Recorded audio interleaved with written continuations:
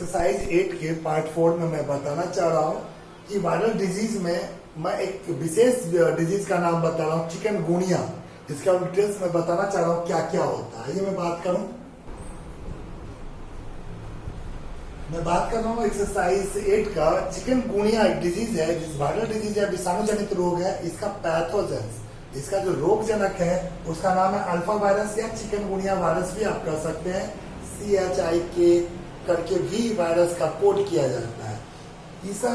यह जो विषाणु है मानव शरीर तक पहुंचता एक मच्छर के काटने से, जिसका नाम है एडिस एजिप्टाई मॉस्किटो मच्छर। इसी मच्छर के काटने से यह वायरस मानव तक पहुंचता है। किस तरह के लक्षण उपस्थित होते हैं? तेज बुखार रहता है, सिर दर्द रहता है, जोड़ों में दर्द रहता है, यहाँ तक कि आंखों में दर्द। इसके साथ साथ तेज प्रकाश से भय लगने लगता है। संपूर्ण शरीर पर चकते चकते का निशान बन जाता है। इसका मुख्य लक्षण चिकनगुनिया। इसके साथ साथ प्रिवेंशन यानी रोकथाम आप कैसे कर सकते हैं? सिंपल सा, हमारे आसपास की जो वातावरण है उनको अच्छी तरह से साफ सफाई करनी चाहिए। यहाँ तक नाले गड्ढे है उसमें पानी का जमाव ना हो।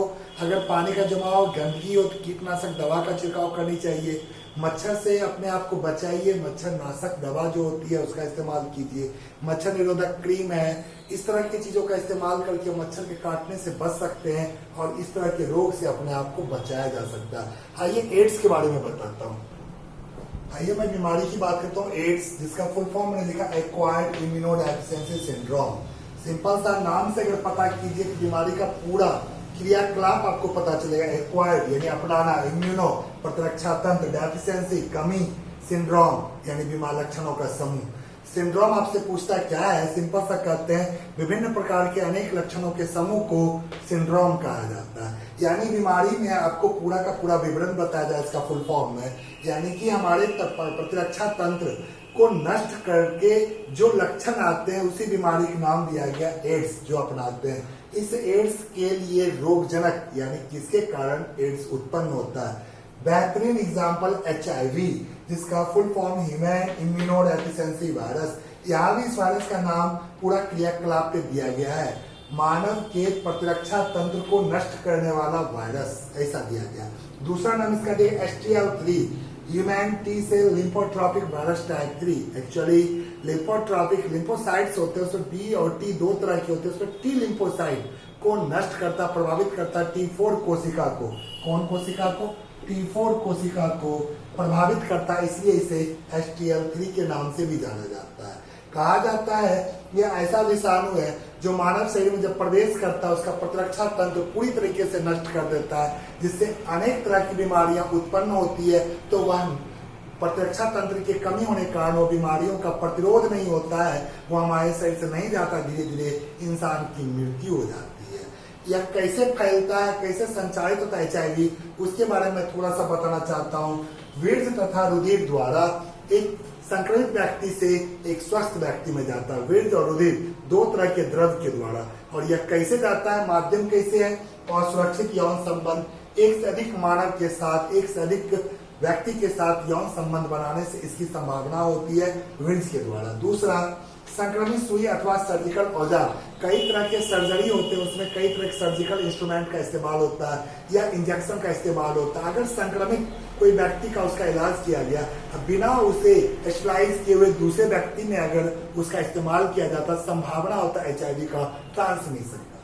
तीसरा, संक्रमित व्यक्ति के अंगों के प्रतिस्थापन। कई तरह के अंग का आप जानते हो ट्रांसप्लांटेशन होता है, उस अंग के प्रतिस्थापन में देखा जाता है कहाँ से लिया गया, कहीं संक्रमित व्यक्ति से तो नहीं है। तीसरा, चौथा चीज आप देख रहे हैं संक्रमित रक्त। आप देखते हो ब्लड ट्रांसफ्यूजन, हर समय जरूरत पड़ता है हॉस्पिटल वगैरह में, रक्त की कमी होने पर पेशेंट को रक्त दिया जाता है। देखा जाता हुआ कहीं कंटामिनेटेड ब्लड तो नहीं है, यानी संक्रमित ब्लड तो नहीं है, इसमें HIV है। अगर वह गया किसी स्वस्थ व्यक्ति में तो वहां भी HIV का संचरण होगा। आइए लास्ट, भ्रूणीय। आप जानते हैं माँ, गर्भवती माँ जब भ्रूण का विकास कर रही होती है अपने गर्भ के अंदर, अगर वह गर्भवती माँ अगर संक्रमित है HIV के रोग से, तो हो सकता है, संभावना है गर्भस्थ शिशु में भी इसका संचरण का। इसी के साथ मैं बताना चाहता हूँ इसका किस किस तरह से लक्षण दिखता है। आइए मैं बता रहा हूँ एड्स के लक्षण, सिम्टम्स ऑफ एड्स। एड्स के बारे में बता रहा था। आपको एड्स इतना खतरनाक बीमारी है, इसका कैसे लक्षण, जैसे ही प्रतिरक्षा तंत्र खत्म, हमारे जितने भी तरह की अनियमितताएं आती सभी तरह के शरीर में दिखने लगते हैं।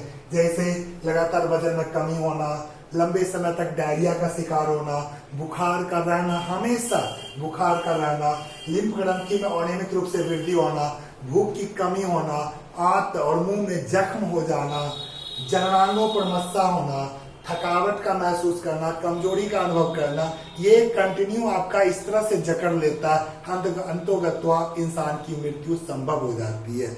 कैसे इसे बचा जा सकता है? सिंपल सा हम कह सकते हैं, एक सबसे अच्छा उपाय लोगों के बीच में जा करके एड्स की जागरूकता, एड्स ना फैले इसकी जागरूकता अभियान चलाया जाए। हर एक व्यक्ति की इसकी जानकारी हो, जिसके कारण आराम से इस तरह की बीमारी ना हो हमारे समाज में। फिर भी क्या क्या और भी करना चाहिए, इसके अलग अलग उपाय मैं देना कोशिश कर रहा हूँ। सुरक्षित यौन संबंध के लिए कोशिश करना चाहिए कंडोम का इस्तेमाल करें। एक से अधिक व्यक्तियों के साथ शारीरिक संबंध ना बनावे। अगर सर्जिकल औजार सर्जरी में इस्तेमाल करने तो उससे पहले उसे विषाणु रहित अर्थात स्टरलाइज करके उसका इस्तेमाल करें। संक्रमित सुई का इस्तेमाल ना करें। नाक कान छेदने वाली जो आती है सुई या सेविंग ब्लेड होता है उसका इस्तेमाल स्टरलाइज करके करें। इतना ही नहीं कहा था, रुधिर दाता जो ब्लड डोनेटर होते हैं, अंग दाता जो ऑर्गन डोनेट करते हैं, वीर्य दाता या गर्भवती माता, इनके रक्त का परीक्षण अवश्य ही करानी चाहिए, जिससे पता चल सके कहीं HIV का संचरण तो ना है, संक्रमण तो ना है। इतना ही नहीं कहा जाता, इस तरह के रोग से अगर बचाव आप करते हैं, इसके इलाज के लिए अभी तक तो बुक में कोई भी तरह का प्रिस्क्रिप्शन नहीं दिया गया, फिर भी कोई बुक में कुछ मेडिसिन का नाम है। एज एग्जाम्पल AZT, एजिडोथायमिडीन, इस तरह के जो इंजेक्शन, टायास इंजेक्शन, ऐसे जो मेडिसिन है, ये खास करके दवा मुख्य रूप से एड्स के संचरण को, उसकी गति को, तीव्र गति को थोड़ा देर के लिए कम करता है, यानी नियंत्रण करता है। इसके लिए एक ऑर्गेनाइजेशन बनाया गया एड्स के कंट्रोल के लिए, जिसका नाम है NACO। इसका फुल फॉर्म होता है नेशनल एड्स कंट्रोल ऑर्गेनाइजेशन। इतना ही नहीं, एड्स के बारे में आप जानते हो पूरे विश्व में एक दिवस एक निर्धारित की गई 1 दिसंबर, जिसको आप कहते हो एड्स निषेध दिवस के रूप में जाना जाता है। आइए इस विषाणु HIV का एक स्ट्रक्चर बना के बताता हूं।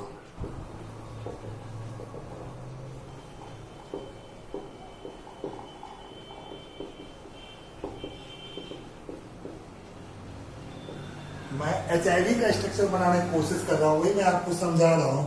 अलग अलग तरह के स्ट्रक्चर मैंने, स्ट्रक्चर ऑफ HIV। सबसे पहला चीज याद रखेंगे, रेट्रोवायरस है, क्योंकि इसका आनुवांशिक पदार्थ RNA है।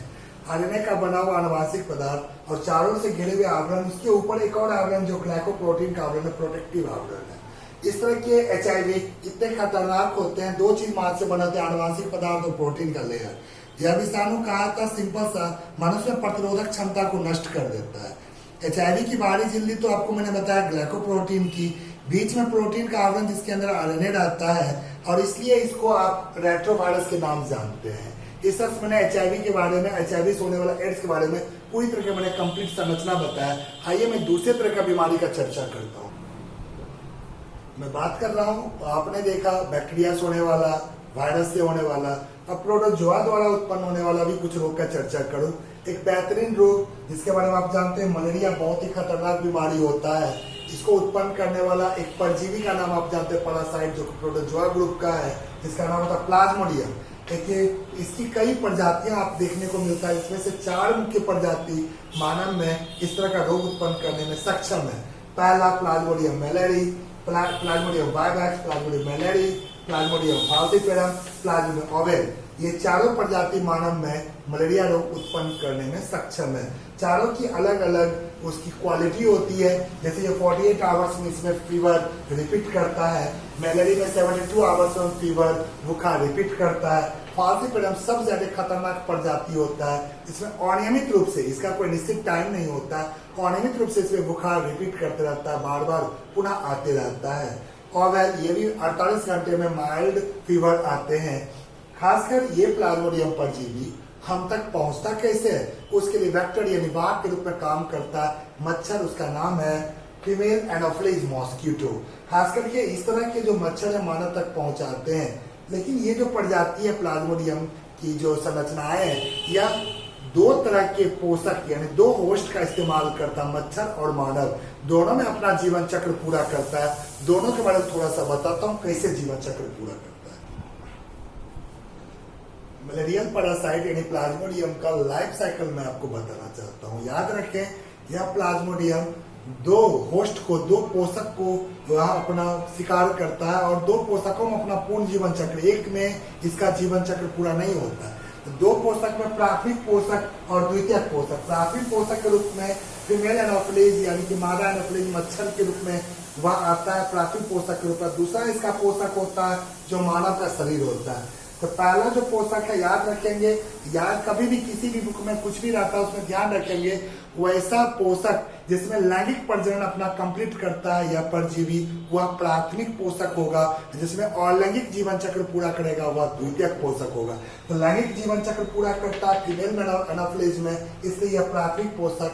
और एसेक्सुअल रिप्रोडक्शन अलैंगिक या जो रिप्रोडक्शन करता है वह मानव में करता है, इसलिए इसको द्वितीयक पोषक के श्रेणी में रखा जाता है।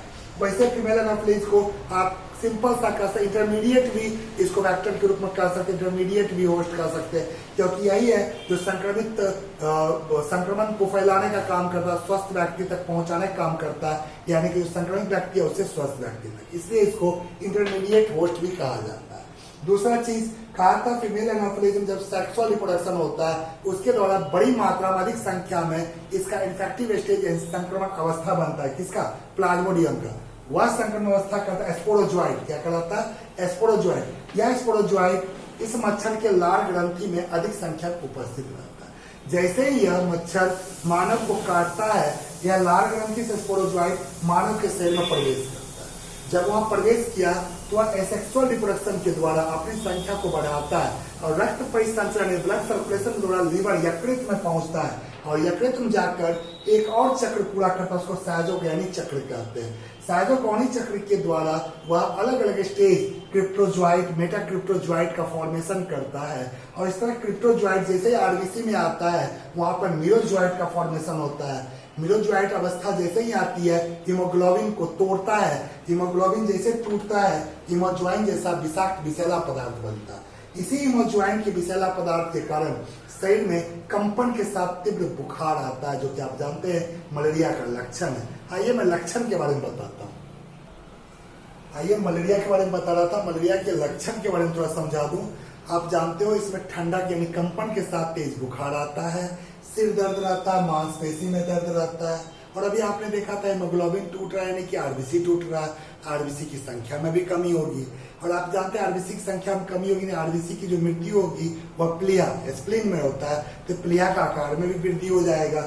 इस तरह से इसके लक्षण मैंने आपको बताया। इतना ही नहीं, रोगी 3 अवस्था से गुजरता है। सबसे पहला ठंड, जो तेज ठंडक आता है, उसके बाद उसको गर्मी का अभाव होता है तुरंत ही थोड़ा देर में, जो कि तेज गर्मी आने लगता है, बुखार तेज आ जाता है। उसके बाद थोड़ी देर में ही तीसरा अवस्था आता है पसीना, जैसे ही गर्माहट खत्म होने लगती है तेजी से पसीना शरीर पर आता है। इस 3 अवस्था से रोगी गुजरता है। ये लक्षण मैंने बताया मलेरिया का। कैसे आप रोकथाम कर सकते, इससे बच कैसे सकते? सबसे पहला, मलेरिया से बचना है तो मच्छरों को नाश कीजिए। आसपास के जो गड्ढे नाले हैं उनमें कोशिश कीजिए कि जल जमाव ना हो, कीटनाशक दवाओं का छिड़काव कीजिए। कोशिश के आसपास के जल जमाव की स्थिति में वहां पे मिट्टी डाल करके गड्ढे को भर दीजिए। इतना ही नहीं, रात में सोने वक्त मच्छरदानी या क्रीम का इस्तेमाल कीजिए कि मच्छरों को नहीं आपने काटने का ये होना चाहिए, आपके शरीर को ना काटे। इतना ही नहीं, आज के डेट में देखा जाता है एक बेहतरीन दवा का इस्तेमाल सिंकोना वृक्ष के छाल से बनाया गया ये दवा है क्विनीन, QUININE, क्विनीन दवा का इस्तेमाल खूब होता है। इतना ही नहीं, आज की डेट में नया नया मेडिसिन आर्टीथर है, पैलेड्रीन है, ऐसे मेडिसिन का इस्तेमाल किया जाता है मलेरिया रोग से बचाव के लिए। नेक्स्ट वीडियो में नेक्स्ट डिजीज के बारे में बताऊंगा।